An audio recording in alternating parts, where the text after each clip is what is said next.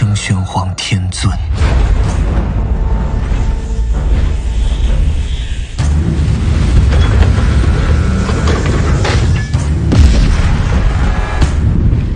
Jumpa lagi dengan Albarak. Kita lanjutkan cerita Lord of the Mysteries. Jangan lupa share, like, komen, dan subscribe. Penguasa misteri bab 6, Beyonder. Tidak hanya mereka berbicara dalam bahasa Lon yang sama, mereka juga berbagi suasana suram dan menegangkan yang sama. Di mana aku? Apa yang akan kulakukan di sini? Aku juga ingin tahu. Sambil menenangkan diri, Zhou Mingrui diam-diam mengulangi pertanyaan yang diajukan oleh keduanya.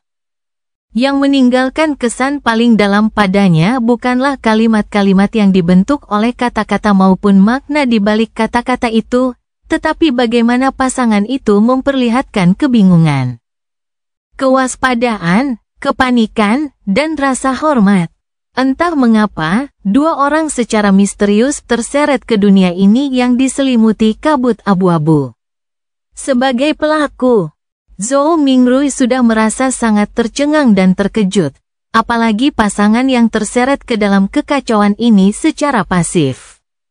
Bagi mereka, kejadian dan pertemuan seperti itu mungkin sudah berada di luar imajinasi mereka, bukan?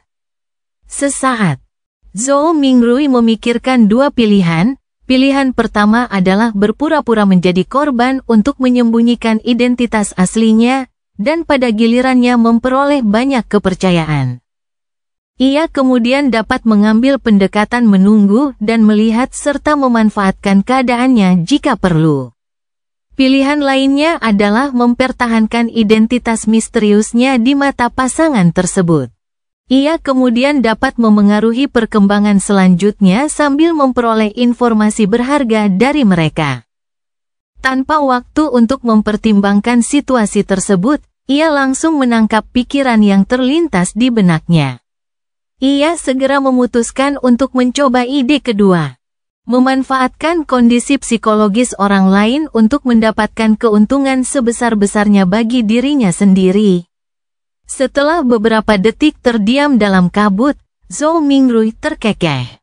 Dengan nada rendah namun tidak berat, ia berbicara dengan tenang seolah-olah sedang membalas sapaan sopan dari para pengunjung, sebuah usaha. Sebuah usaha. Sebuah usaha. Audrey Hall menatap pria misterius yang terselubung kabut putih keabu-abuan itu, dan satu-satunya yang terlintas di benaknya adalah bahwa apapun yang terjadi itu tidak masuk akal. Lucu, mengerikan, dan aneh. Beberapa saat yang lalu, dia berada di meja rias di dalam kamar tidurnya. Namun, hanya dengan berbalik, dia telah datang ke tempat yang dipenuhi kabut abu-abu ini. Sungguh tidak masuk akal. Audrey menarik napas, memperlihatkan senyum sopan dan tanpa celah. Dia bertanya dengan agak gelisah, "Tuan, apakah percobaannya sudah selesai? Bisakah Anda mengizinkan kami kembali?"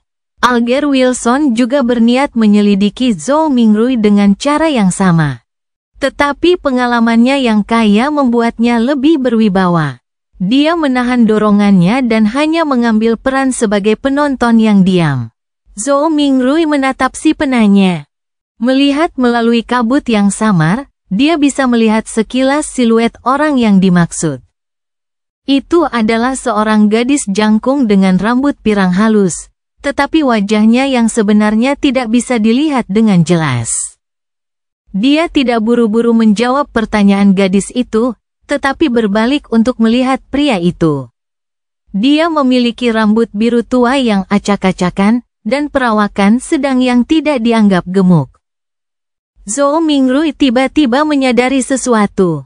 Begitu dia menjadi lebih kuat atau memiliki pemahaman yang lebih dalam tentang dunia berkabut, mungkin dia bisa melihat melalui kabut dan membedakan gadis dan pria itu.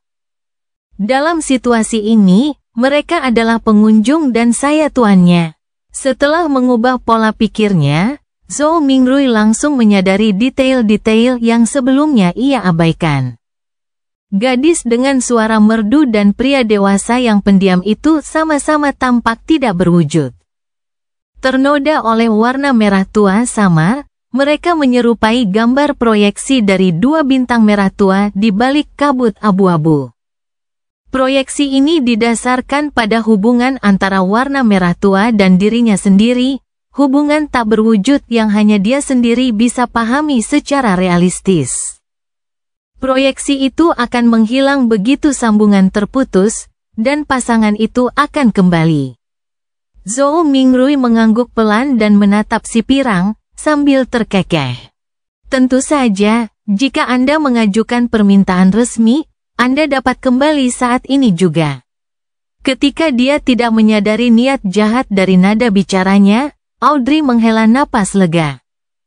Dia percaya bahwa karena seorang pria yang mampu melakukan hal-hal ajaib seperti itu telah memberikan janjinya, dia pasti akan menepatinya dengan tegas. Dengan pikirannya yang agak tenang, dia secara mengejutkan tidak terburu-buru untuk meminta izin. Dia memutar matanya yang berwarna hijau ke kiri dan ke kanan, yang berkilauan dengan cahaya yang tidak biasa.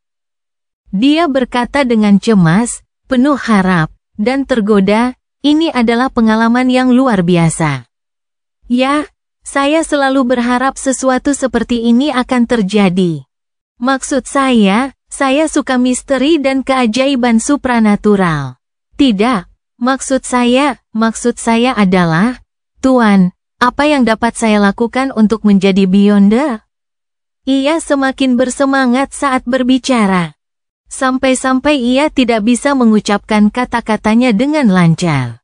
Mimpi yang tumbuh dalam dirinya sebagai hasil dari mendengarkan khayalan-khayalan yang menggetarkan seperti yang diceritakan oleh para tetua, akhirnya melihat kemungkinan untuk terwujud.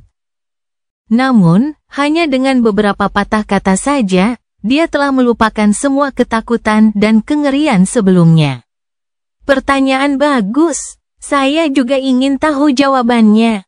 Zhou Mingrui mengeluh dalam hati. Dia mulai merenungkan jawaban atas pertanyaan itu untuk mempertahankan citranya yang tak terduga. Pada saat yang sama, ia merasa tidak pantas berbicara sambil berdiri. Bukankah seharusnya ia berada di istana, duduk di ujung meja panjang, dan di kursi misterius berpunggung tinggi yang diukir dengan pola kuno? Sambil mengamati tamunya dengan diam, begitu pikiran ini muncul, kabut kelabu mulai bergejolak, mengejutkan Audrey dan Alger.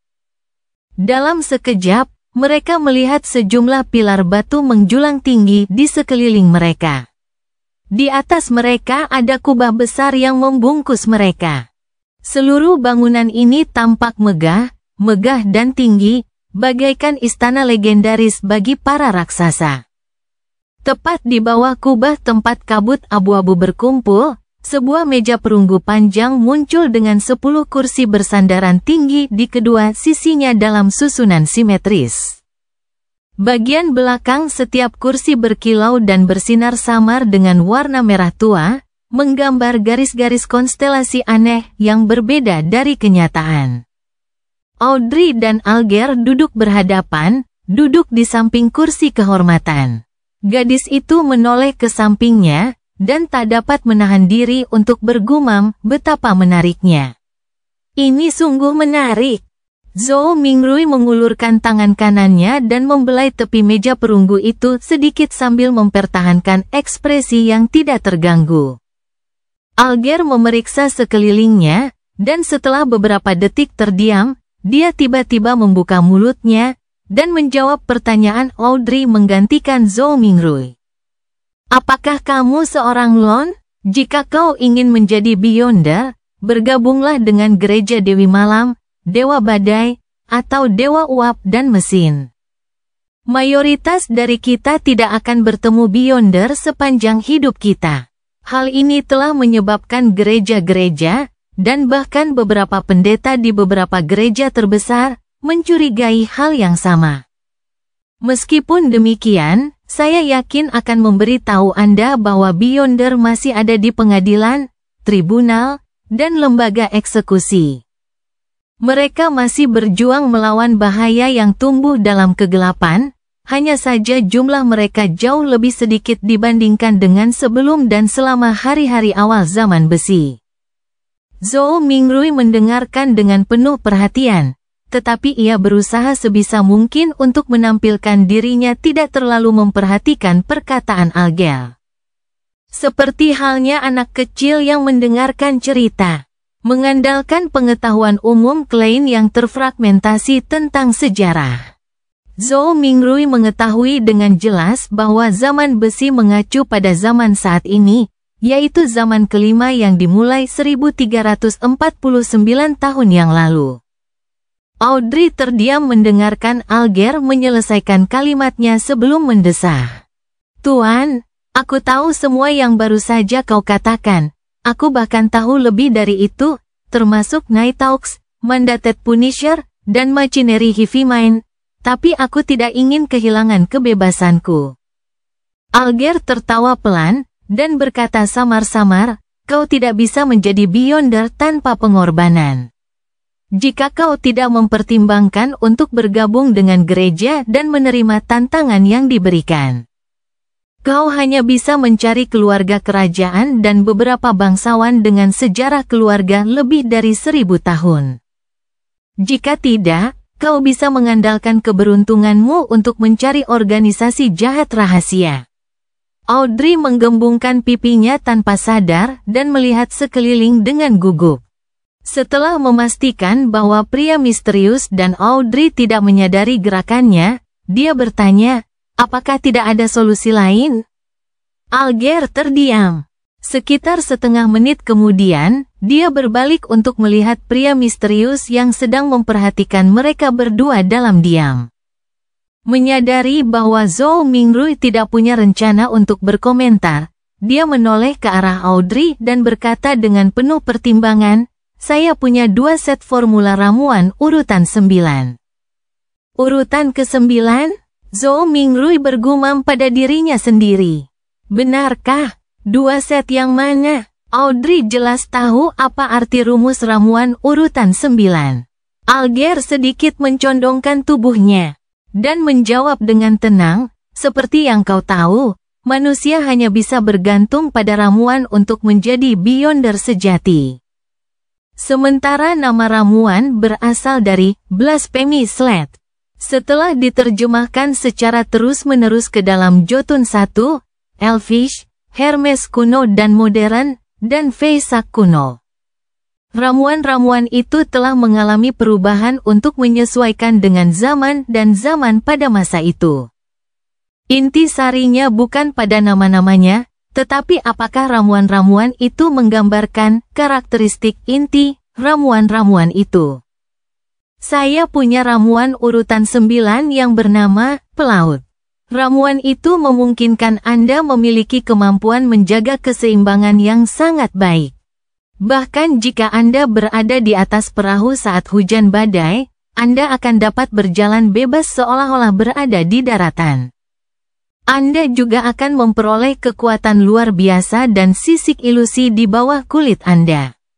Sisik-sisik itu akan memungkinkan Anda berenang seperti ikan dan sulit ditangkap.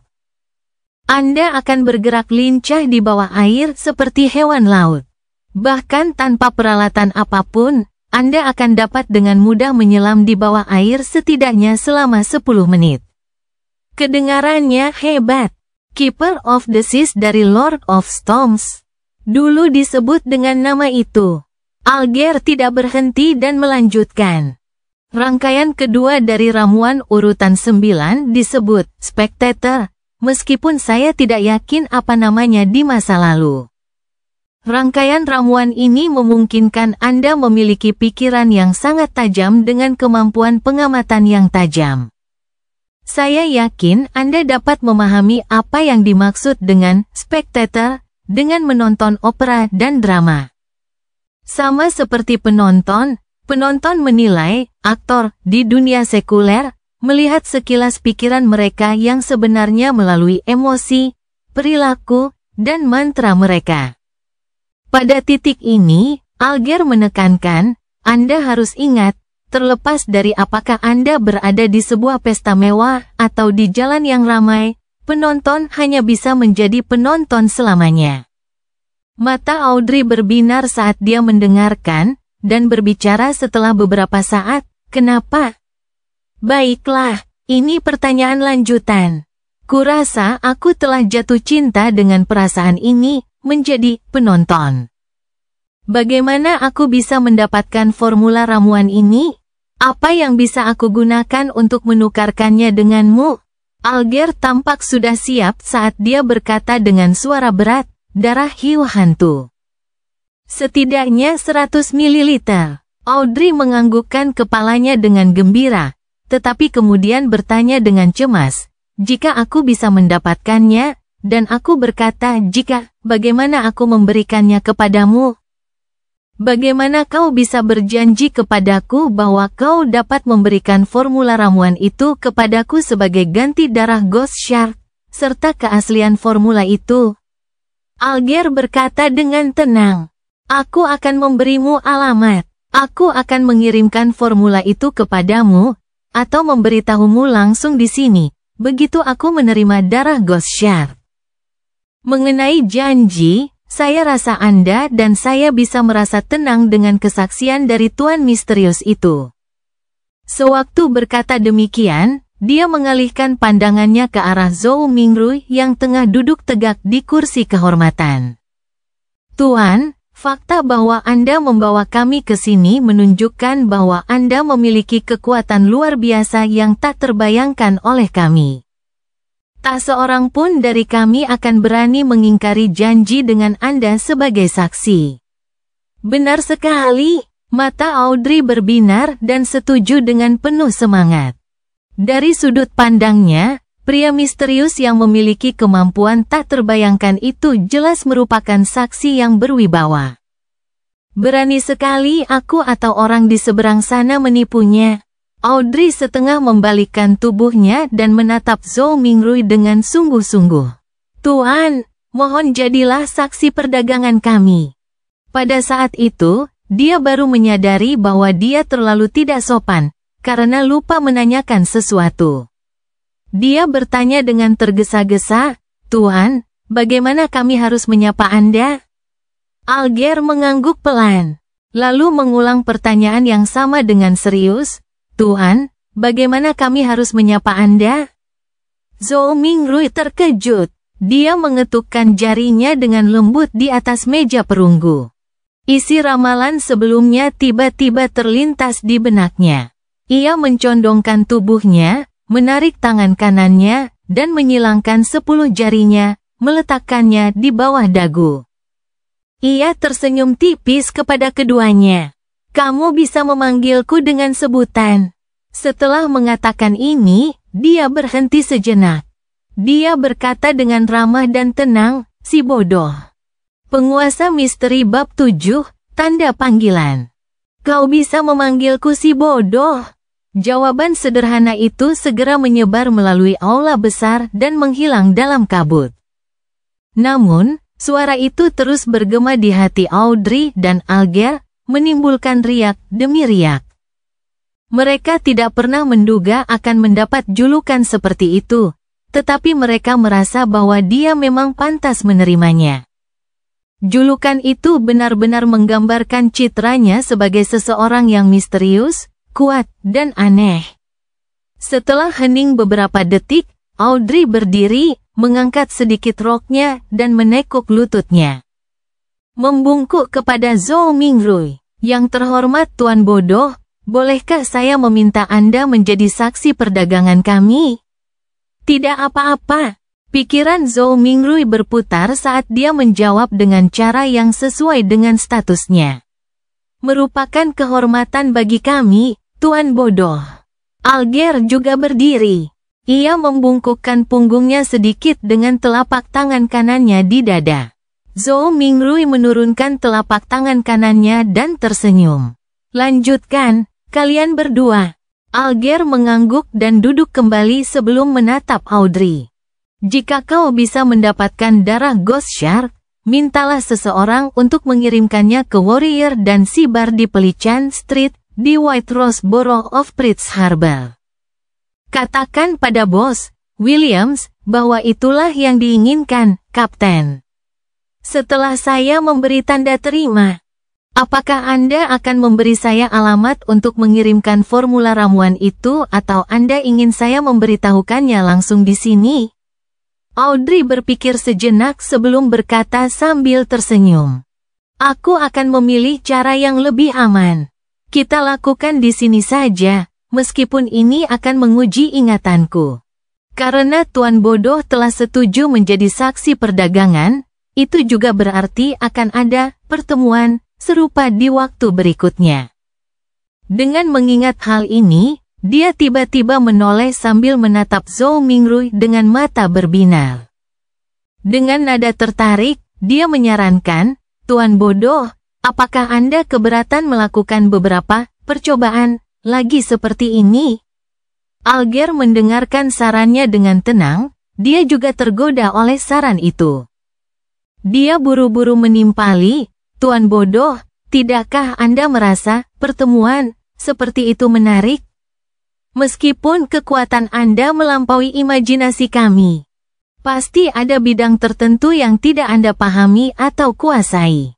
Orang di hadapan saya jelas seorang wanita muda yang bertubuh tinggi. Saya juga memiliki serangkaian pengalaman, wawasan, medium, dan sumber daya yang unik. Mungkin akan tiba saatnya ketika kami berdua dapat membantu Anda menyelesaikan sesuatu yang sepele yang mungkin merepotkan bagi Anda.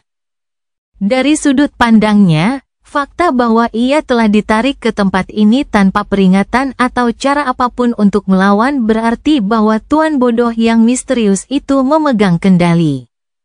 Berpartisipasi dalam pertemuan belum tentu merupakan sesuatu yang dapat ia tolak.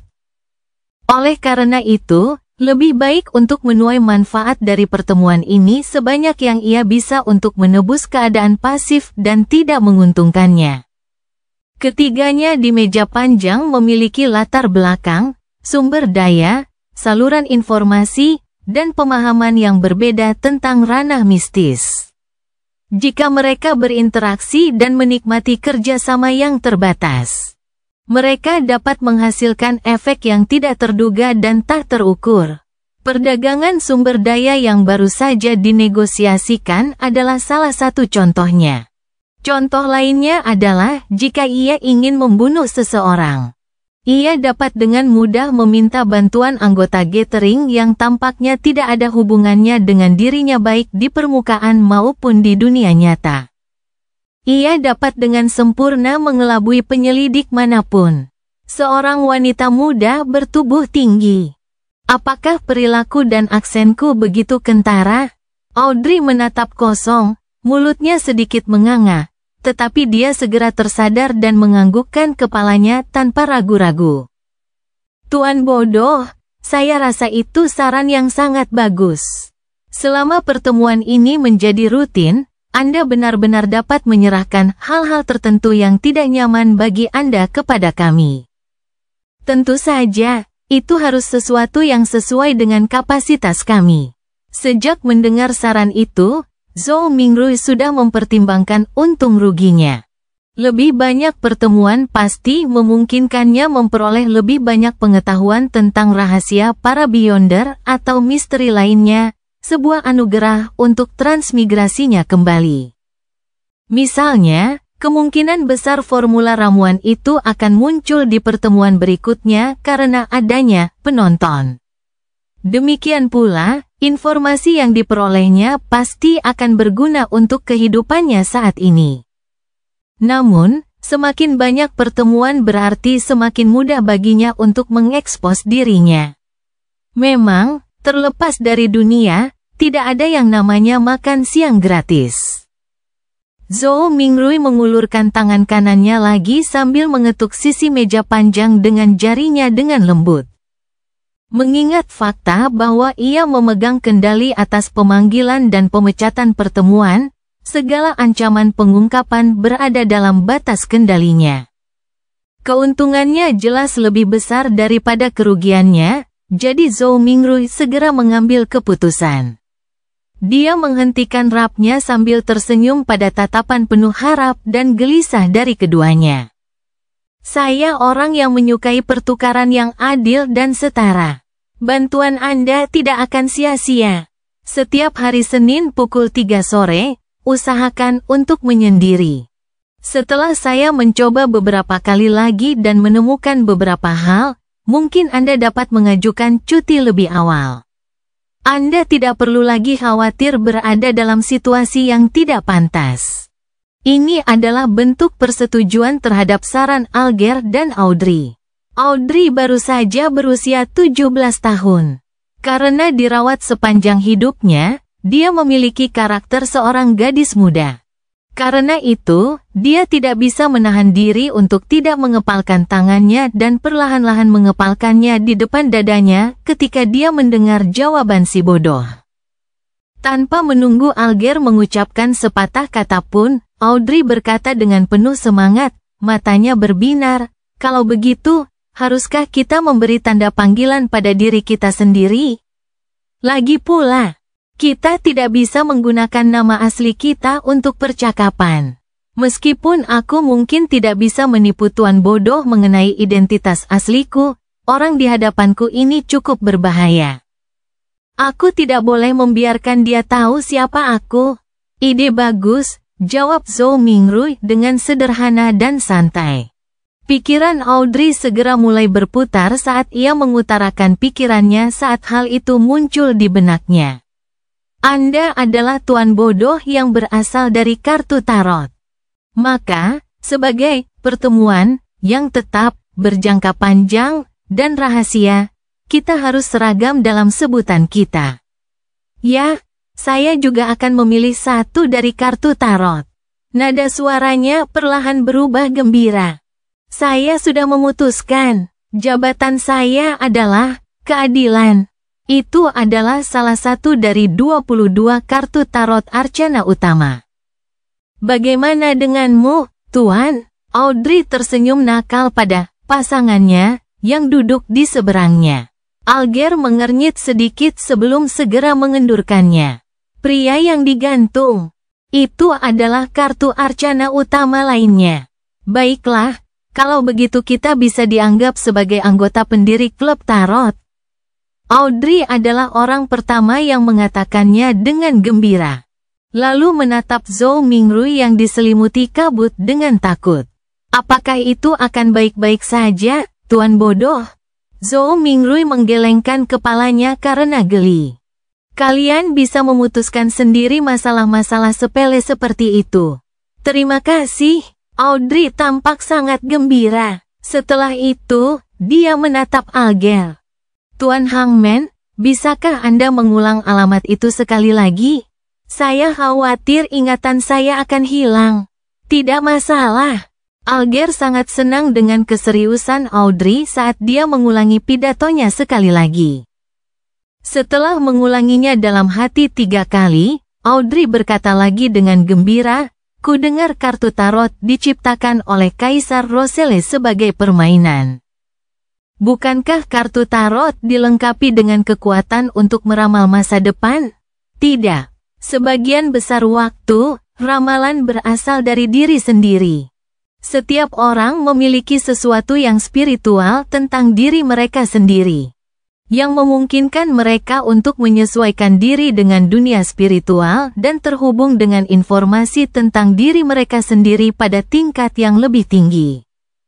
Namun, orang awam tidak dapat memperhatikan hal ini, apalagi dapat menafsirkan tanda yang mereka terima. Informasi ini akan muncul dengan sendirinya dengan bantuan alat ramalan. Izinkan saya memberikan contoh sederhana, mimpi dan penafsir mimpi. Alger melirik Zhou Mingrui dan melihat tidak ada tanggapan darinya, ia membantah klaim Audrey. Kartu tarot sebenarnya adalah alat semacam itu. Kartu tarot menggunakan lebih banyak simbolisme dan lebih banyak elemen logis untuk membantu kita menafsirkan tanda-tanda dengan mudah dan akurat. Meskipun Zhou Mingrui tampak acuh tak acuh, dia sebenarnya mendengarkan dengan saksama. Baru pada saat itulah pikirannya yang kosong perlahan menjadi berat karena kepalanya mulai terasa sakit berdenyut-denyut. Mengerti, Audrey mengangguk setuju. Setelah itu, dia menekankan, bukan itu yang kumaksud. Aku tidak meragukan kartu tarot, tetapi ku dengar Kaisar Roselle sebenarnya telah menciptakan satu set kartu lain, yang rahasia dan misterius. Kartu-kartu itu adalah kartu kertas yang melambangkan kekuatan tertentu yang tidak diketahui. Total ada 22 kartu yang dia selesaikan. Di kemudian hari, dia merujuknya untuk menciptakan 22 kartu tarot arcana utama yang digunakan sebagai alat permainan. Apakah yang kukatakan benar? Dia menatap Zhou Mingrui seolah-olah sedang berusaha mendapatkan jawaban dari tuan bodoh yang misterius itu. Yang dilakukan Zhou Mingrui hanyalah tersenyum tanpa berkata apa-apa. Dia menatap pria yang digantung seolah-olah sedang mengujinya. Alger tanpa sadar menegakkan punggungnya dan berkata dengan suara yang dalam, benar sekali. Konon, Kaisar Roselle telah melihat batu penghujatan dan set kartu kertas itu berisi misteri mendalam dari 22 jalan keilahian. 22 jalan menuju keilahian. Ulang Audrey dengan nada penuh kerinduan. Pada saat itu, sakit kepala Zhou Mingrui bertambah parah. Ia merasa bahwa hubungannya yang tak terlihat dengan bintang-bintang merah dan kabut putih keabu-abuan mulai goyah. Baiklah, sekian untuk pertemuan hari ini, ujarnya dengan suara berat setelah segera mengambil keputusan. Sesuai keinginanmu, Alger menundukkan kepalanya dengan hormat. Sesuai keinginanmu, Audrey menirukan The Hangman. Ia masih mempunyai banyak pertanyaan dan pikiran, karena itu ia tidak rela hal itu berakhir secepat itu. Saat Zhou Mingrui memutuskan sambungan, dia berkata sambil tersenyum, mari kita nantikan pertemuan berikutnya.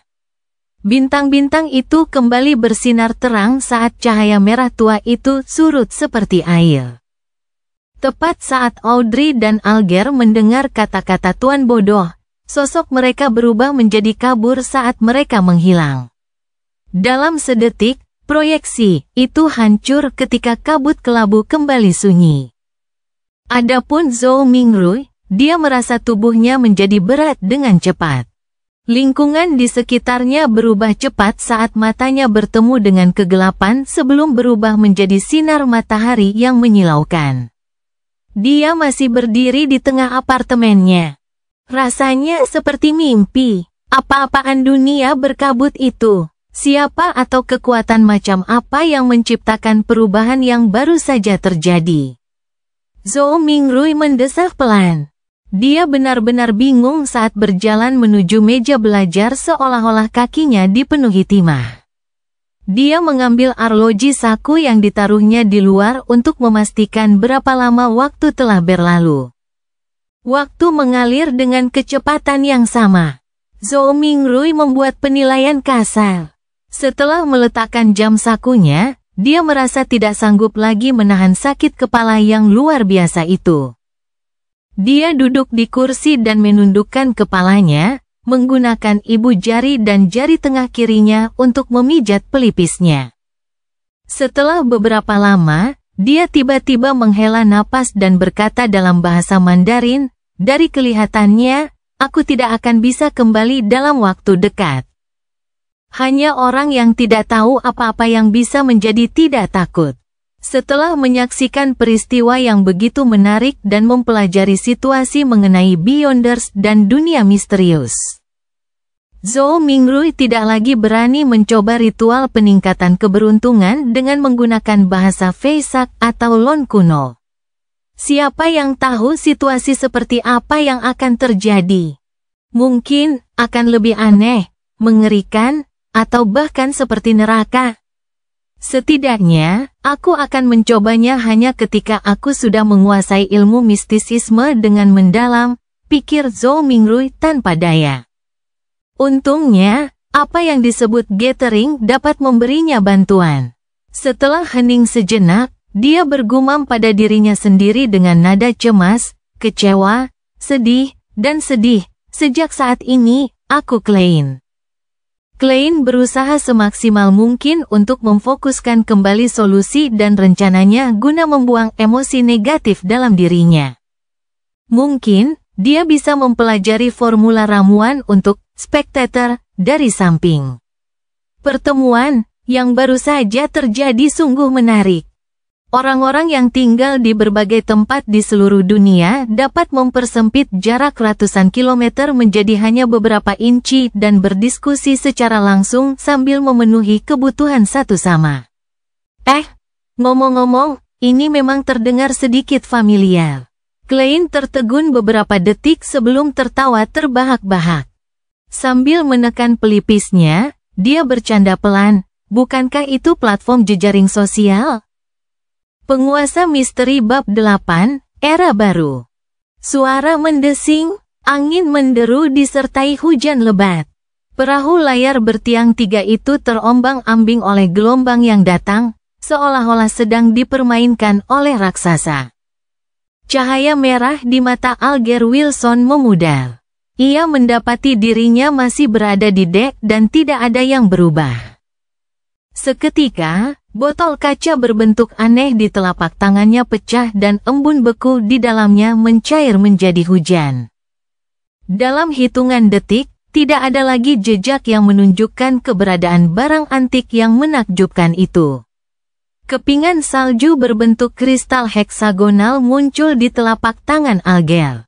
Kepingan salju itu kemudian memudar dengan cepat hingga seolah-olah diserap oleh daging, dan lenyap sepenuhnya dalam proses itu. Alger menganggukkan kepalanya dengan cara yang hampir tidak terlihat, seolah-olah sedang memikirkan sesuatu. Dia tetap diam dan membisu selama 5 menit penuh. Dia berbalik dan menuju kabin. Saat dia hendak masuk, seorang pria yang mengenakan jubah serupa yang disulam dengan pola petir muncul dari dalam. Pria berambut pirang lembut itu berhenti sejenak dan menatap Alger. Ia menempelkan tangan kanannya ke dada dan berkata, "Semoga badai menyertaimu." Alger membalas dengan kata-kata dan gestur yang sama. Tidak ada emosi di wajahnya yang kasar dan memiliki struktur yang jelas. Alger memasuki kabin setelah memberi salam dan menuju ke kabin kapten yang terletak di ujung koridor. Anehnya, dia tidak bertemu dengan pelaut manapun di sepanjang jalan. Seluruh tempat itu sunyi seperti kuburan. Di balik pintu kabin kapten, karpet coklat lembut menutupi lantai. Rak buku dan rak anggur menempati dinding sisi berlawanan ruangan. Buku-buku dengan sampul kekuningan dan botol anggur dengan warna merah tua tampak aneh di bawah cahaya lilin yang berkedip-kedip. Di atas meja dengan lilin, ada sebotol tinta, bulu pena, sepasang teleskop metalik hitam, dan sekstan yang terbuat dari kuningan. Di belakang meja duduk seorang pria setengah baya pucat yang mengenakan topi kapten bergambar tengkorak. Saat Alger mendekatinya, dia berkata dengan nada mengancam, "Aku tidak akan menyerah. Aku yakin kamu bisa melakukannya," kata Alger dengan tenang, begitu tenangnya hingga terasa seperti sedang mengomentari cuaca. "Kamu." Pria itu tampak tercengang dengan jawaban yang tak terduga itu. Tepat pada saat itu, Alger mencondongkan tubuh ke depan sedikit dan tiba-tiba berlari melintasi ruangan hingga mereka hanya dipisahkan oleh meja. "Apa?" Alger menegangkan bahunya dan mengulurkan tangan kanannya untuk mencekik pria itu. Sisik ikan ilusi muncul di punggung tangannya saat dia dengan gila mengumpulkan lebih banyak kekuatan untuk mencekik pria itu, tidak memberinya waktu untuk merespons. Retakan. Di tengah suara retakan yang renyah, mata lelaki itu terbelalak saat tubuhnya terangkat. Kakinya berkedut hebat sebelum akhirnya tak bergerak lagi. Pupil matanya mulai melebar saat ia menatap tanpa tujuan. Ada bau busuk dari sela-sela kakinya saat celananya perlahan menjadi basah. Sambil mengangkat pria itu, Alger menundukkan punggungnya dan melangkah ke arah dinding. Bang! Dia menggunakan pria itu sebagai tameng dan menghantamkannya ke dinding. Lengannya yang sangat berotot itu sangat besar. Sebuah lubang retak terbuka di dinding kayu, dan hujan pun turun deras, disertai aroma laut. Alger melemparkan pria itu keluar dari kabin, langsung ke ombak raksasa yang menyerupai gunung.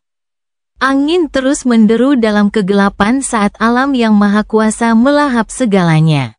Alger mengeluarkan sapu tangan putih dan menyekat tangan kanannya dengan hati-hati sebelum melemparkannya ke laut juga. Dia mundur dan menunggu dengan sabar kedatangan tamu. Dalam waktu kurang dari 10 detik, pria pirang tadi bergegas masuk dan bertanya, "Apa yang terjadi?" "Sang Kapten telah melarikan diri," jawab Alger dengan nada kesal sambil terengah-engah. "Aku tidak tahu dia masih memiliki sebagian kekuatan Beyondernya." "Sialan," umpat lelaki pirang itu pelan.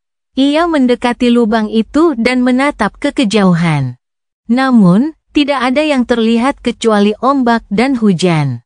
"Lupakan saja, dia hanya barang jarahan tambahan," kata lelaki berambut pirang itu sambil melambaikan tangannya. "Kita tetap akan diberi hadiah karena menemukan kapal hantu dari era Tudor ini. Sekalipun dia seorang penjaga laut, dia tidak akan gegabah menceburkan diri ke laut dalam kondisi cuaca seperti ini. Kapten tidak akan mampu bertahan lebih lama lagi jika badai terus berlanjut," kata Alger sambil mengangguk tanda setuju. Dinding kayu itu mulai memperbaiki dirinya sendiri dengan kecepatan yang terlihat. Dia menatap dinding dan tanpa sadar menoleh ke arah kemudi dan layar. Dia sepenuhnya menyadari apa yang terjadi di balik semua papan kayu itu. Kepala perwira, perwira kedua, awak kapal, dan para pelaut tidak hadir. Tidak ada seorang pun yang hidup di atas kapal. Di tengah semua kekosongan itu, kemudi dan layar bergerak anehnya sendiri. Alger kembali membayangkan si bodoh yang diselimuti kabut putih keabu-abuan dan mendesah. Dia berbalik dan melihat keluar ke arah ombak besar dan berbicara seolah sedang melamun sambil dipenuhi dengan antisipasi dan kekaguman. Era baru telah dimulai. Wilayah Permaisuri, Beklun, ibu kota kerajaan Lon. Audrey Hall mencubit pipinya karena tidak percaya dengan pertemuannya beberapa waktu lalu. Di atas meja rias di depannya, cermin perunggu tua telah pecah berkeping-keping. Audrey menunduk dan melihat pusaran warna merah tua di punggung tangannya, itu seperti tato yang menggambarkan bintang. Warna merah tua itu perlahan memudar dan menghilang di kulitnya. Baru pada saat inilah Audrey yakin bahwa itu bukan mimpi. Matanya berbinar saat dia menyeringai. Dia tidak bisa menahan diri untuk tidak berdiri sebelum membungkuk untuk mengangkat ujung gaunnya.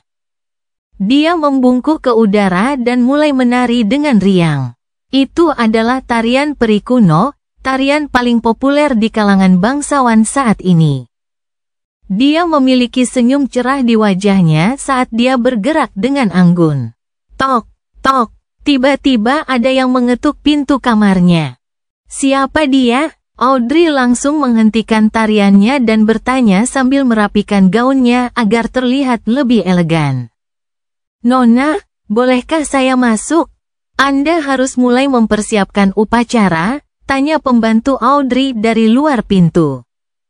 Audrey menatap ke cermin di meja rias dan segera menghapus senyum dari wajahnya, hanya menyisakan sedikit senyuman. Dia menjawab dengan lembut setelah memastikan semuanya sudah siap, "Masuklah." Gagang pintu berputar dan Annie, pembantunya, mendorong masuk. "Oh, retak," kata Annie saat dia langsung melihat hasil cermin perunggu tua itu. Audrey berkedip dan berkata perlahan, "Ya, Susi baru saja ke sini. Aku yakin kamu tahu dia suka membuat kekacauan." Susi adalah seekor anjing Golden Retriever yang tidak terlalu berdarah murni. Anjing itu adalah hadiah yang diberikan kepada ayahnya, Count Hall, saat ia membeli anjing Foxhound. Meskipun demikian, Audrey sangat menyukainya.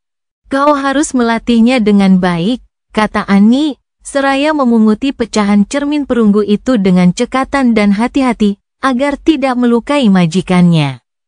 Saat dia selesai membereskan barang-barangnya, dia bertanya kepada Audrey sambil tersenyum, kamu mau pakai gaun yang mana?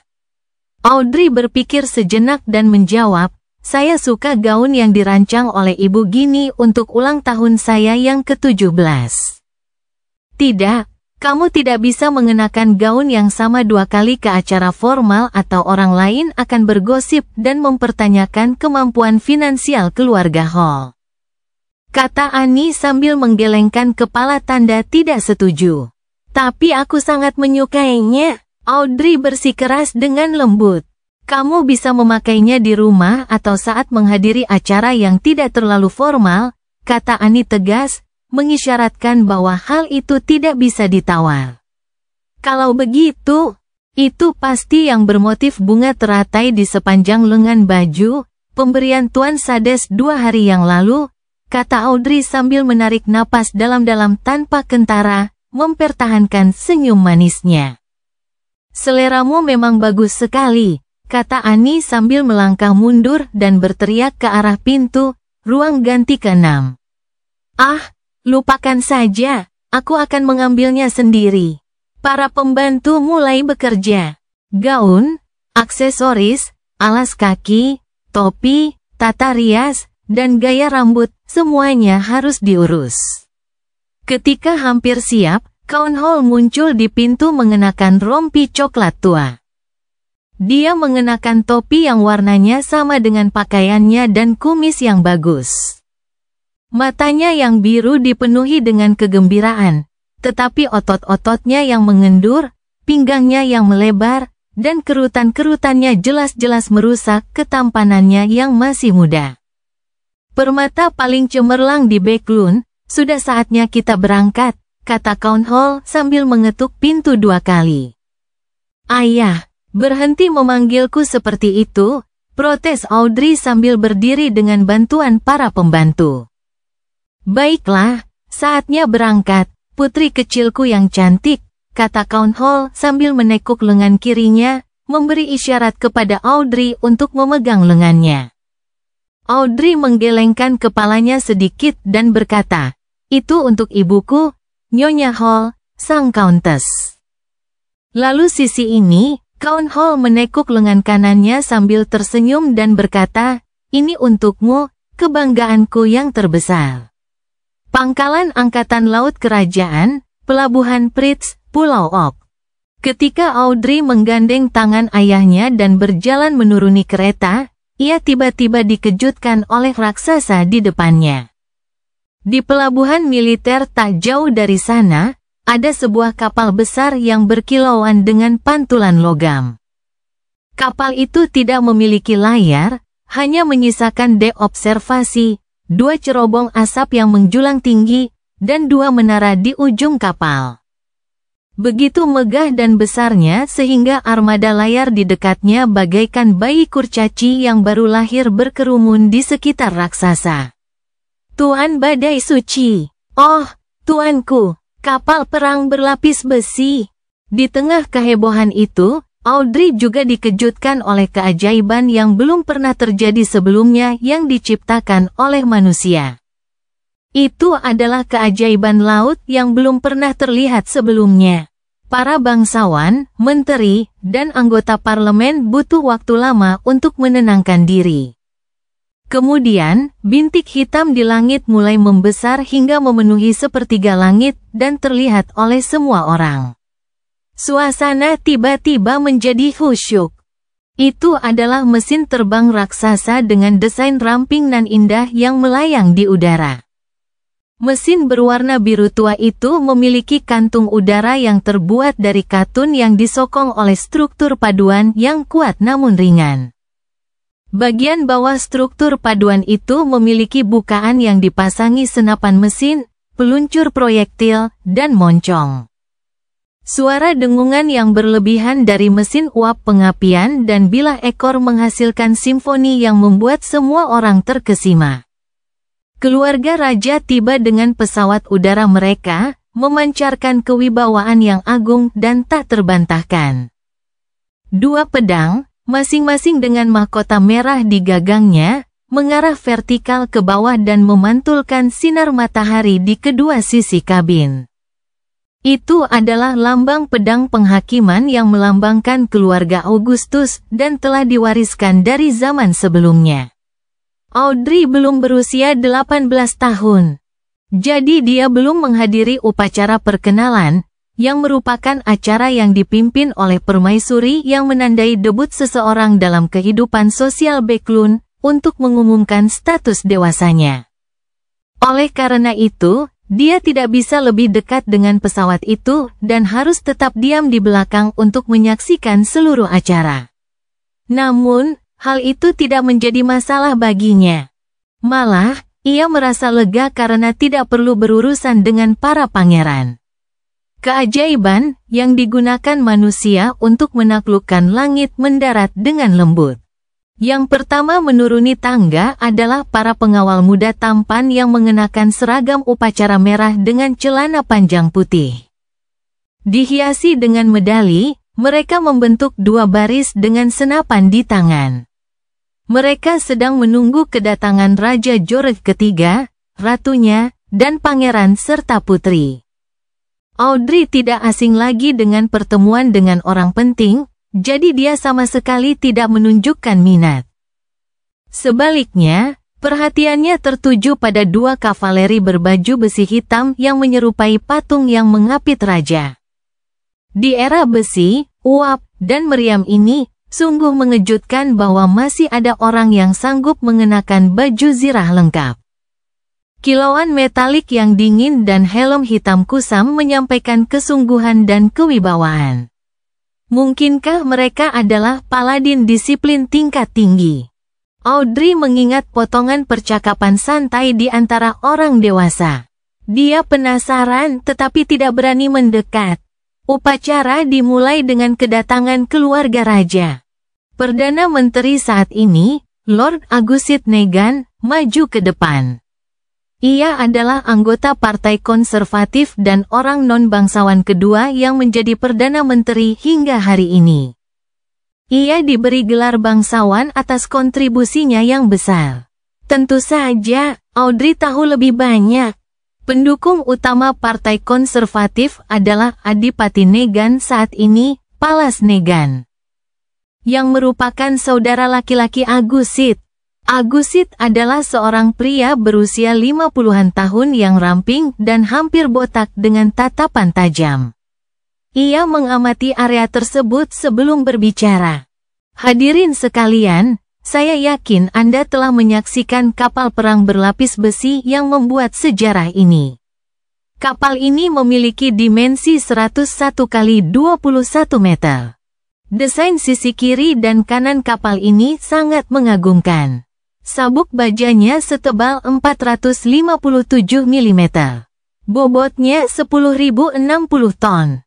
Ada 4 meriam utama 305 mm, 6 meriam cepat, 12 meriam 6 pon, 18 senapan mesin 6 laras, dan 4 peluncur torpedo. Kapal ini dapat melaju hingga kecepatan 16 knot. Itu akan menjadi hegemon yang sesungguhnya. Itu akan menaklukkan lautan. Kerumunan orang menjadi heboh.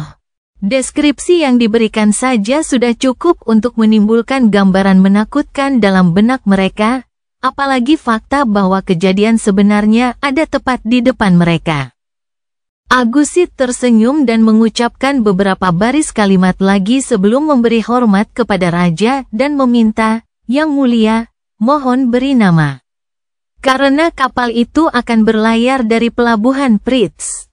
Maka kapal itu harus diberi nama The Pritz, jawab George III. Ekspresi wajahnya menunjukkan kegembiraannya. Si Pritz, si Pritz. Kata-kata itu tersampaikan dari Menteri Angkatan Laut dan Laksamana Angkatan Laut Kerajaan kepada semua prajurit dan perwira di dek. Mereka semua berseru serempak, "Fritz!" George ketiga memerintahkan Fritz untuk berlayar guna menjalani persidangan di tengah penghormatan senjata dan suasana perayaan. Membunyikan, asap tebal mengepul dari cerobong asap. Suara mesin terdengar samar-samar di bawah suara klakson kapal. Kapal raksasa itu meninggalkan pelabuhan. Semua orang terkejut ketika dua meriam utama di haluan kapal menembaki pulau tak berpenghuni yang ada di jalurnya. Ledakan, ledakan, ledakan. Tanah bergetar saat debu beterbangan ke langit. Gelombang kejut menyebar, menghasilkan gelombang di laut. Puas, Agusit kembali ke kerumunan dan mengumumkan, sejak hari ini, kiamat akan menimpa 7 bajak laut yang menyebut diri mereka Laksamana dan 4 bajak laut yang menyebut diri mereka Raja. Mereka hanya bisa menggigil ketakutan. Ini adalah akhir dari era mereka. Hanya kapal perang berlapis besi yang akan menjelajahi lautan, tidak peduli apakah bajak laut memiliki kekuatan Beyonders, kapal hantu, atau kapal terkutuk. Sekretaris Utama Agusit sengaja bertanya, "Tidak bisakah mereka membangun kapal perang berlapis besi mereka sendiri?" Beberapa bangsawan dan anggota parlemen mengangguk, merasa bahwa kemungkinan seperti itu tidak dapat dihilangkan. Agusit segera tersenyum dan menggelengkan kepalanya perlahan sambil menjawab, "Tidak mungkin, itu tidak akan pernah mungkin. Membangun kapal perang berlapis besi kita memerlukan 3 pencampur batu bara dan baja besar, lebih dari 20 pabrik baja. 60 ilmuwan dan insinyur senior dari Akademi Meriam Bäcklund dan Akademi Bahari Fritz, 2 galangan kapal kerajaan, hampir 100 pabrik suku cadang, angkatan laut, komite pembangunan kapal, kabinet. Raja yang bertekad dengan pandangan jauh ke depan yang luar biasa, dan negara besar dengan produksi baja tahunan sebesar 12 juta ton. Para perompak tidak akan pernah mencapainya." Setelah berkata demikian, ia berhenti sejenak dan mengangkat kedua tangannya sebelum berteriak dengan gelisah, "Hadirin sekalian, era meriam dan kapal perang telah tiba." Penguasa Misteri Bab 9, Buku Catatan. Setelah setengah jam beristirahat, Zhou Mingrui, yang kini menganggap dirinya sebagai Klein, akhirnya pulih. Sementara itu, ia menemukan bahwa kini ada 4 titik hitam di punggung tangannya, yang kebetulan membentuk persegi kecil. Keempat titik hitam ini memudar dan menghilang dengan cepat, tetapi Klein tahu bahwa mereka masih bersembunyi di tubuhnya, menunggu untuk dibangunkan. 4 titik yang membentuk persegi. Apakah itu sesuai dengan 4 potong makanan pokok di keempat sudut ruangan? Apakah ini berarti bahwa di masa mendatang, saya tidak perlu menyiapkan makanan dan dapat langsung melakukan ritual dan nyanyian? Klein menebak. Ini mungkin tampak baik, tetapi munculnya bintik-bintik itu merupakan pertanda buruk, dan hal-hal yang tidak kita pahami selalu menakutkan. Fakta bahwa ramalan Cina yang tak dapat dijelaskan dari bumi itu dapat menghasilkan efek di sini, transmigrasi aneh dalam tidurnya. Bisikan-bisikan misterius yang hampir membuatnya gila selama ritual. Dan dunia kelabu yang misterius dan membingungkan yang maknanya tidak ia ketahui membuat Klein menggigil dalam cuaca panas di bulan Juni. Emosi tertua dan terkuat manusia adalah rasa takut, dan rasa takut tertua dan terkuat adalah rasa takut terhadap hal yang tidak diketahui. Ia mengingat perkataan ini saat ia mengalami rasa takut terhadap hal yang tidak diketahui secara akut. Ada dalam dirinya dorongan yang belum pernah terjadi sebelumnya dan tak tertahankan untuk melakukan kontak dengan wilayah misterius, untuk mempelajari lebih banyak.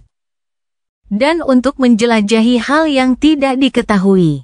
Ada juga mentalitas melarikan diri yang bertentangan dalam dirinya yang memaksanya untuk berpura-pura tidak terjadi apa-apa. Sinar matahari yang terik bersinar melalui jendela kemeja. seolah-olah ada butiran emas yang ditaburkan di atas meja. Klein menatap meja, merasa seolah-olah dia telah bersentuhan dengan kehangatan dan harapan. Dia sedikit rileks, dan rasa lelah yang kuat menyelimuti dirinya. Kelopak matanya seberat timah karena terus menutup. Itu pasti efek gabungan dari malam tanpa tidur dan pertemuan yang melelahkan. Klein menggelengkan kepalanya dan mendorong dirinya sendiri dengan bantuan meja. Ia berjalan terhuyung-huyung menuju tempat tidur bertingkat, sama sekali tidak menghiraukan roti gandum yang diletakkan di keempat sudut ruangan. Ia langsung tertidur setelah berbaring. Erangan. Klein terbangun karena rasa lapar. Saat membuka mata, ia merasa segar kembali. Masih ada sedikit sakit kepala. Dia mengusap pelipisnya dan duduk. Dia sangat lapar sehingga dia bisa memakan seekor kuda. Ia kembali ke mejanya sambil merapikan kemejanya. Ia mengambil jam saku perak berbentuk daun anggur. Apa? Tutup arloji saku itu terbuka dan jarum detiknya berdetak. Pukul 11:30. Aku tidur selama 3 jam. Klein memasukkan kembali jam saku itu ke dalam saku kemeja linennya sambil menelan ludah. Di benua utara, terdapat 24 jam dalam sehari, 60 menit dalam 1 jam, dan 60 detik dalam 1 menit. Apakah setiap detik berlalu dengan kecepatan yang sama di sini dibandingkan dengan bumi tidak diketahui oleh Klein. Pada saat ini, ia bahkan tidak dapat memikirkan istilah-istilah seperti mistisisme, ritual, atau dunia yang kelabu. Pikirannya hanya disibukkan oleh satu hal, makanan. Ia akan berhenti berpikir setelah makan. Baru setelah itu ia bisa bekerja. Klein mengambil roti gandum dari keempat sudut dan menyeka debu-debu kecil di atasnya tanpa ragu-ragu. Ia berencana menjadikan salah satunya sebagai makan siangnya. Ia memutuskan untuk makan sesaji karena ia hanya membawa 5 sen dan ada tradisi memakan sesaji di kampung halamannya. Lagi pula, tidak ada perubahan yang terlihat pada roti itu. Lebih baik berhemat. Tentu saja, kenangan dan kebiasaan yang ditinggalkan oleh Klein yang asli juga berperan. Sungguh pemborosan besar jika menggunakan gas mahal hanya untuk menerangi ruangan. Jadi, Klein mengeluarkan tungku dan merebus air dengan tungku itu setelah menambahkan sedikit batu bara. Ia mondar-mandir sambil menunggu. Siapapun akan tersedak saat memakan roti gandum tanpa air. Waduh! Hidup dengan daging hanya untuk makan malam akan sangat mengerikan. Tidak, tunggu, ini sudah pengecualian.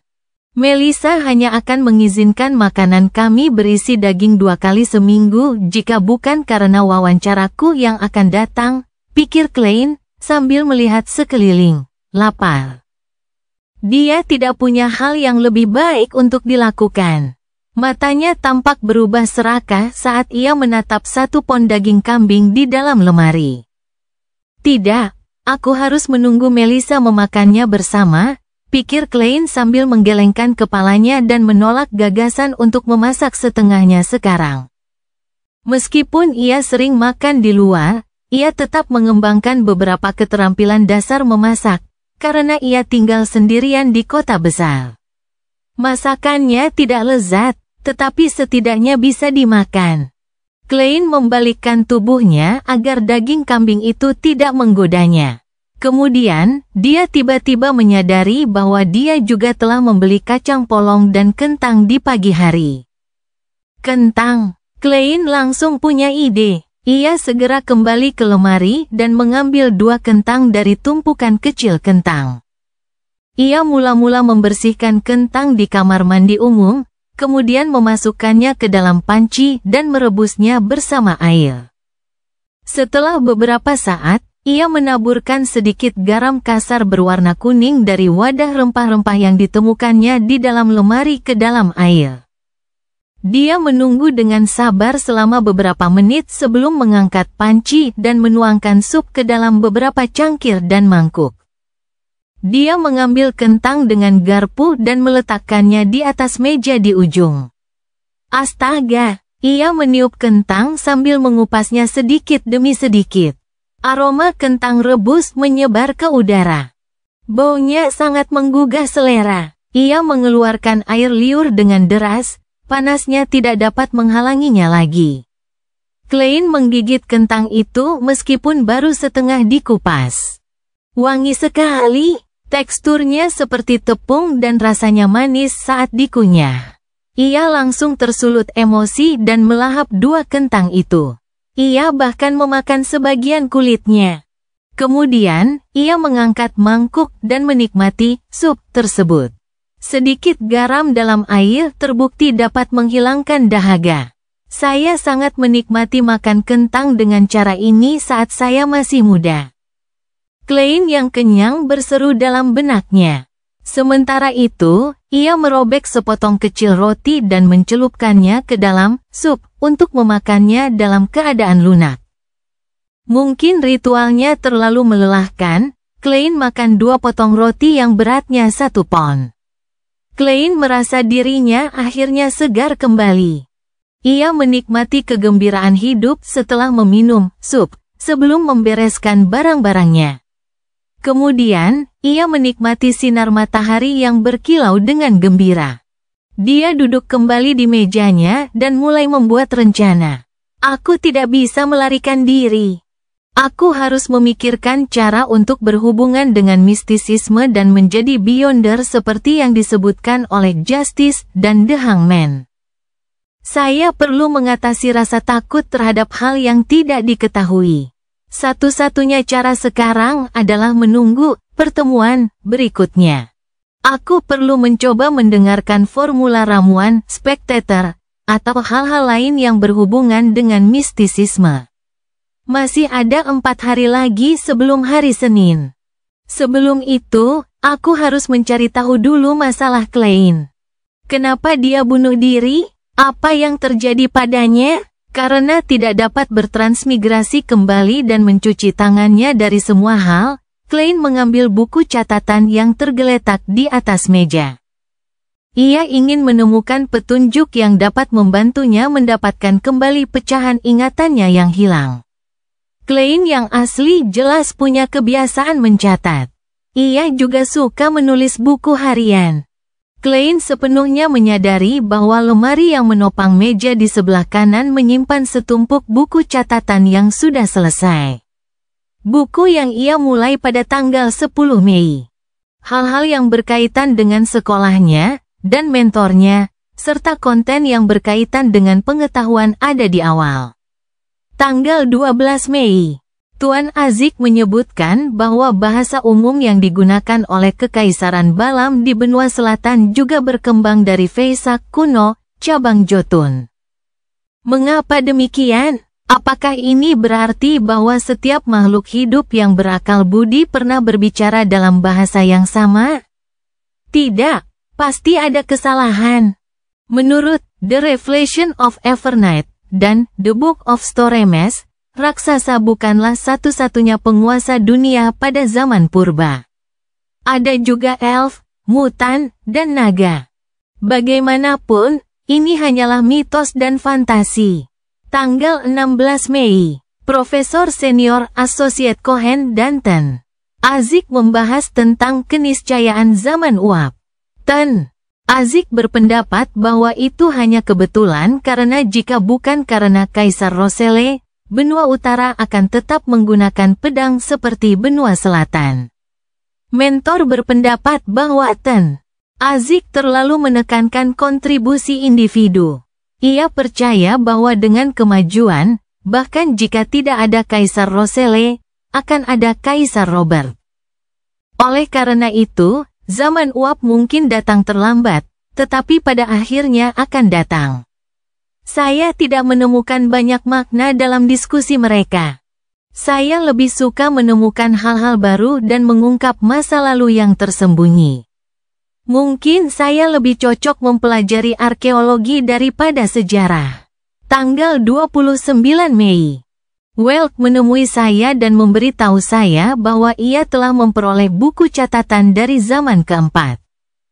Ya ampun, buku catatan dari zaman keempat.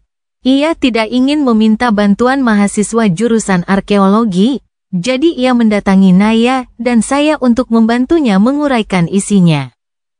Bagaimana saya bisa menolak? Tentu saja, saya hanya bisa melakukannya setelah ujian kelulusan saya. Saya tidak mampu mengalihkan perhatian saya pada tahap ini. Hal ini menarik perhatian Klein. Dibandingkan dengan catatan tentang sejarah dan perbedaan pandangan, kemunculan buku catatan dari zaman keempat mungkin telah menyebabkan Klein bunuh diri. Zaman keempat adalah zaman sebelum zaman besi saat ini. Sejarahnya misterius dan tidak lengkap, karena sangat sedikit makam, kota kuno, dan catatan yang ditemukan. Para arkeolog dan sejarawan hanya dapat merujuk pada catatan ambigu yang diberikan oleh 7 gereja besar yang berpusat di sekitar ajaran agama mereka untuk secara kasar membentuk gambaran asli. Mereka mengetahui keberadaan Kekaisaran Solomon, dinasti Tudor, dan Kekaisaran Trunsus. Setelah menetapkan tujuannya untuk memecahkan misteri dan memulihkan sejarah, Klein tidak terlalu tertarik pada 3 era pertama, yang akarnya lebih dekat dengan legenda. Ia lebih tertarik pada zaman keempat, yang juga dikenal sebagai zaman para dewa. Jadi Klein khawatir dengan karirnya di masa depan dan karena itu fokus pada wawancara. Tapi itu semua sia-sia. Klein tidak dapat menahan diri untuk tidak berseru.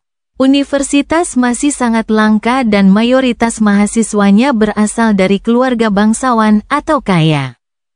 Selama ia tidak memiliki pola pikir yang ekstrim, seorang rakyat jelata yang diterima di universitas akan mampu membangun hubungan sosial yang berharga melalui diskusi kelompok dan acara jaringan meskipun ada prasangka dan pengucilan dari lingkungan sosial yang mengakar. Welk McGovern yang sangat dermawan adalah contohnya. Ia adalah putra seorang bankir dari Constant City, Mid-Cheshire, Lone Kingdom. Ia biasa meminta bantuan Naya dan Klein karena mereka selalu bekerja dalam kelompok yang sama. Tanpa berpikir lebih jauh, Klein melanjutkan membaca buku catatan itu. Tanggal 18 Juni, saya telah lulus. Selamat tinggal, Universitas Koi. Tanggal 19 Juni, saya telah melihat buku catatan itu. Dengan membandingkan struktur kalimat dan kata dasar, saya menemukan bahwa itu adalah bentuk modifikasi dari bahasa Vesak kuno. Lebih tepatnya, selama sejarahnya yang berusia 1000 tahun, bahasa Vesak telah berubah terus-menerus, sedikit demi sedikit. Tanggal 20 Juni, kami telah menguraikan isi halaman pertama. Penulisnya adalah anggota keluarga bernama Antigonus. Tanggal 21 Juni, dia menyebut Kaisar Kegelapan. Ini tidak sesuai dengan waktu penulisan buku catatan ini.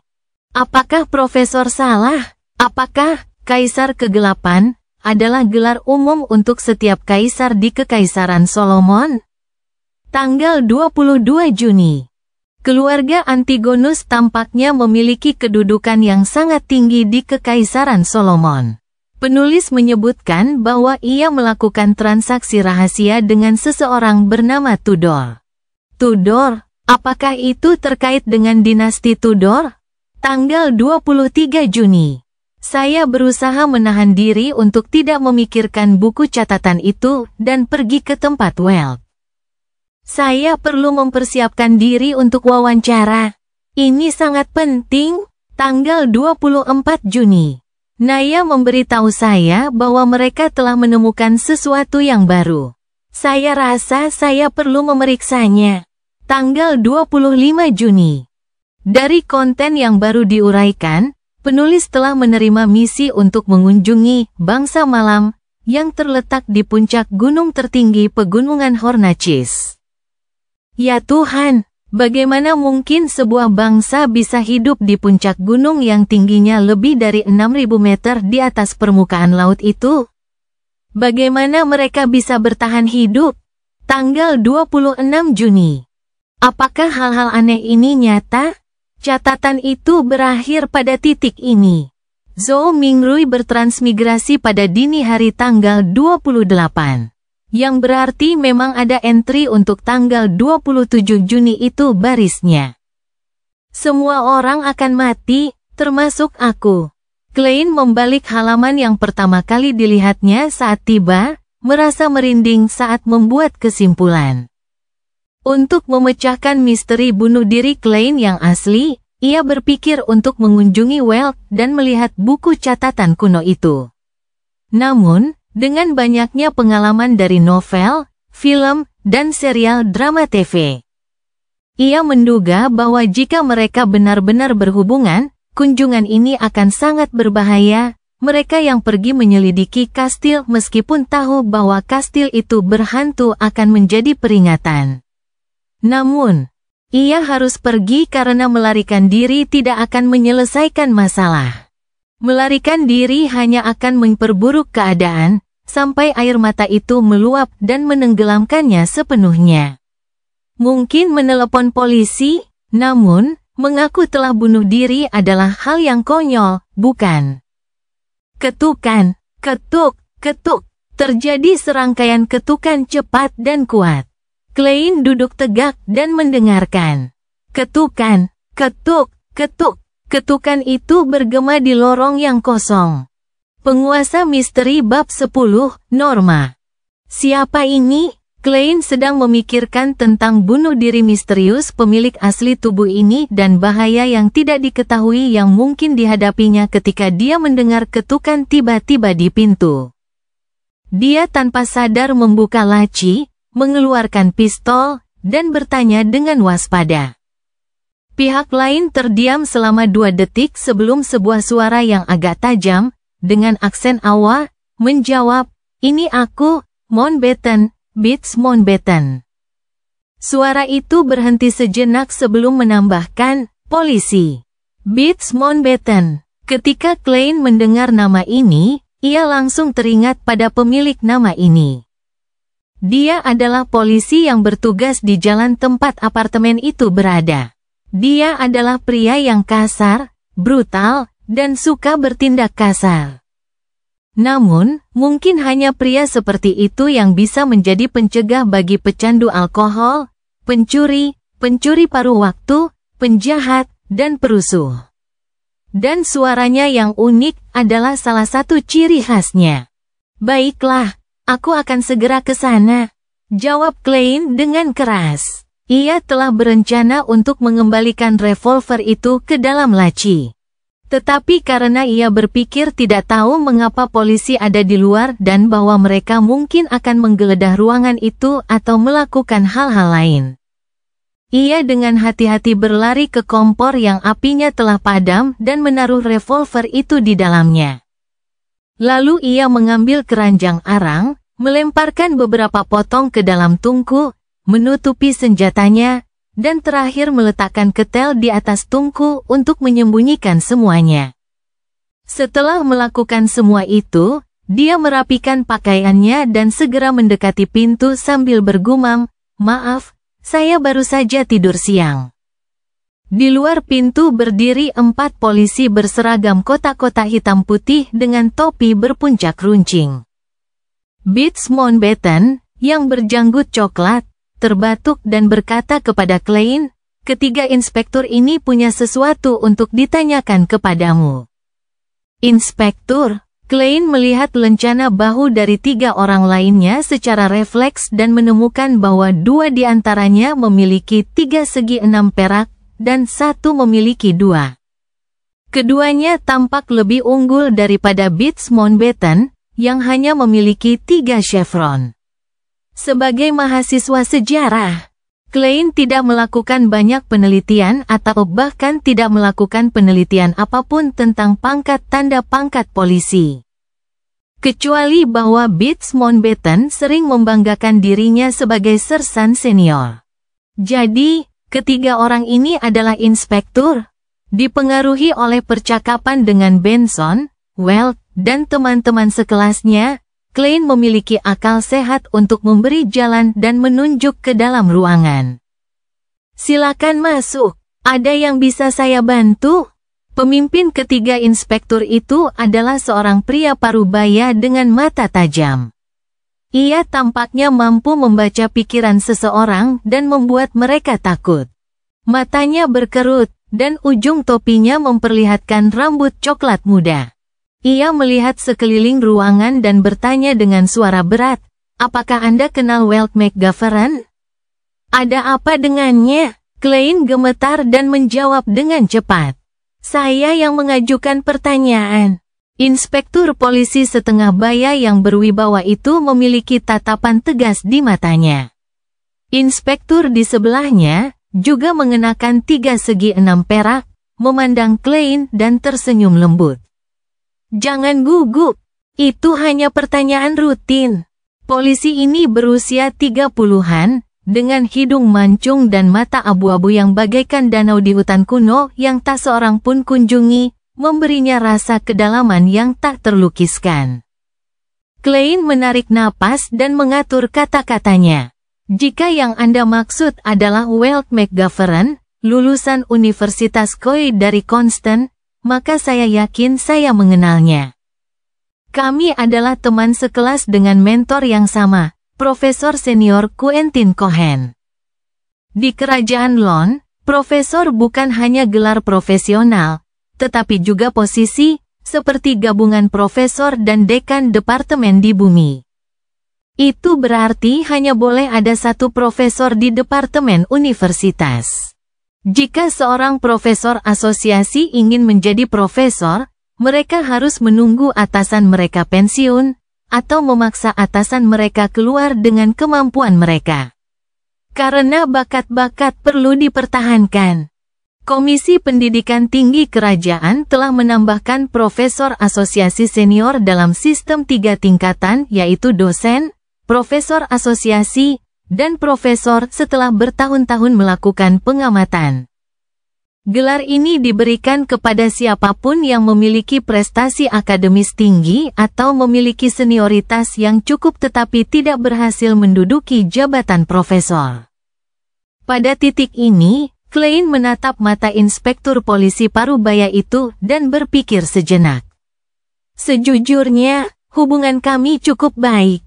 Selama periode ini, saya sering bertemu dengannya dan Naya untuk menafsirkan dan membahas buku catatan zaman keempat miliknya." "Inspektur, apakah sesuatu terjadi padanya?" Alih-alih menjawab, inspektur polisi setengah baya itu menoleh ke samping ke arah rekannya yang bermata abu-abu. Inspektur dengan topi puncak dan penampilan biasa menjawab dengan lembut, "Saya minta maaf, Tuan Welk telah meninggal dunia." Apa? Meskipun memiliki beberapa firasat, Klein tidak dapat menahan diri untuk tidak berteriak keheranan. "Welk meninggal seperti pemilik asli tubuh ini? Itu sedikit menakutkan. Bagaimana dengan Naya?" Klein bertanya dengan tergesa-gesa. "Nona Naya juga meninggal," kata inspektur polisi bermata abu-abu itu dengan tenang. "Keduanya meninggal di rumah Tuan Welk. Dibunuh." Klein punya tebakan samar. Mungkin itu bunuh diri. Inspektur bermata abu-abu itu menggelengkan kepalanya. "Tidak, adegan itu menunjukkan bahwa mereka bunuh diri." Tuan Welk membenturkan kepalanya ke dinding berkali-kali, hingga dinding berlumuran darah. Nona Naya menenggelamkan dirinya di baskom. Ya, baskom yang biasa digunakan untuk mencuci muka. "Itu tidak mungkin." Bulu kuduk Klein berdiri tegak saat dia tampaknya mampu membayangkan pemandangan aneh itu. Seorang gadis berlutut di kursi dan membenamkan wajahnya ke dalam baskom berisi air. Rambut coklatnya yang lembut bergoyang tertiup angin, tetapi seluruh tubuhnya tetap tidak bergerak. Welk jatuh ke tanah dan menatap langit-langit dengan saksama. Dahinya berlumuran darah, sementara bekas benturan di dinding terlihat jelas dengan tetesan darah. Inspektur bermata abu-abu itu melanjutkan, "Kami juga percaya demikian. Tetapi hasil otopsi dan situasi di tempat kejadian perkara mengesampingkan faktor-faktor seperti obat-obatan dan kekuatan eksternal. Mereka, yaitu Tuan Welk dan Nyonya Naya, tidak menunjukkan tanda-tanda perlawanan."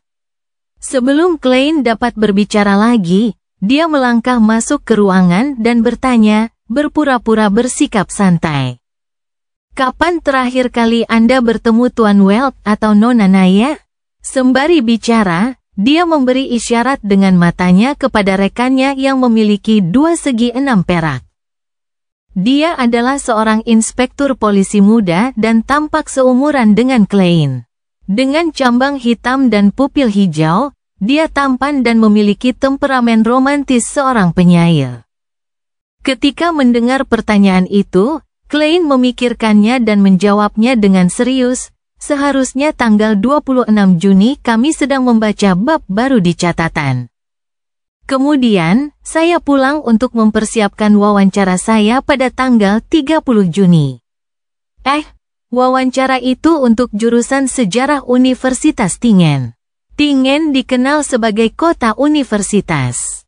Di sana terdapat 2 universitas, Tingen dan Koi, serta sekolah teknik, sekolah tinggi hukum, dan sekolah tinggi bisnis. Kota ini berada di urutan kedua setelah Backlund, ibu kotanya. Begitu dia selesai, dia melihat inspektur polisi muda itu berjalan menuju mejanya di sudut matanya dan mengambil catatan-catatan yang lebih menyerupai buku harian. "Sial, aku lupa menyembunyikannya." "Hei," seru Klein. Inspektur muda itu tersenyum balik padanya, tetapi tidak berhenti membolak-balik catatannya, sementara inspektur bermata abu-abu itu menjelaskan, ini adalah prosedur yang diperlukan. Saat ini, Bits Mountbatten dan inspektur polisi setengah baya yang berwibawa hanya menonton tanpa mengganggu atau membantu pencarian. "Di mana surat perintah penggeledahanmu?" Klein bermaksud untuk menanyai mereka. Tetapi setelah dipikir-pikir lagi, sistem peradilan kerajaan Lon tampaknya tidak memiliki surat perintah penggeledahan. Setidaknya dia tidak tahu apakah ada. Bagaimanapun, kepolisian baru berdiri selama 15 atau 16 tahun. Saat pemilik asli jenazah ini masih anak-anak, mereka masih disebut petugas keamanan publik. Klein tidak dapat menghentikannya. Ia memperhatikan inspektur muda itu membolak-balik catatannya, tetapi inspektur bermata abu-abu itu tidak mengajukan pertanyaan apapun. "Apa hal aneh ini?" Inspektur polisi muda itu menoleh ke ujung catatan dan tiba-tiba bertanya, "Dan apa artinya ini?" "Semua orang akan mati, termasuk saya. Bukankah masuk akal jika semua orang mati kecuali dewa?" Klein siap untuk berdebat, tetapi tiba-tiba terpikir olehnya bahwa ia telah berencana untuk menghubungi polisi jika terjadi bahaya. Tetapi ia tidak punya alasan atau dalih. Dia membuat keputusan dalam waktu kurang dari sedetik. Sambil meletakkan tangannya di dahinya, dia menjawab dengan nada sedih, "Aku tidak tahu. Aku benar-benar tidak tahu. Ketika aku bangun pagi ini, aku merasa ada yang tidak beres, seolah-olah aku telah melupakan sesuatu. Terutama untuk apapun yang terjadi baru-baru ini. Aku bahkan tidak tahu mengapa aku menulis kalimat seperti itu. Terkadang, bersikap jujur adalah cara terbaik untuk memecahkan masalah. Tentu saja, hal itu memerlukan keterampilan. Ada hal-hal yang dapat dikatakan dan tidak dapat dikatakan, dan urutan apa yang dikatakan terlebih dahulu penting. Sebagai ahli keyboard, Klein juga pandai dalam hal sofisme. "Itu konyol. Apa menurutmu kami bodoh?" Bits Mountbatten tidak dapat menahan diri untuk tidak menyela dengan marah. Ini adalah kebohongan yang sangat buruk yang menghina kecerdasan dia dan rekan-rekannya. Lebih baik kamu berpura-pura sakit mental daripada berpura-pura amnesia. Saya mengatakan kebenaran, jawab Klein terus terang, sambil menatap mata Mountbatten dan Inspektur Polisi Parubaya. Itu sungguh benar adanya. Mungkin begitu, kata Inspektur Polisi bermata abu-abu itu perlahan. Apa? Dia benar-benar percaya?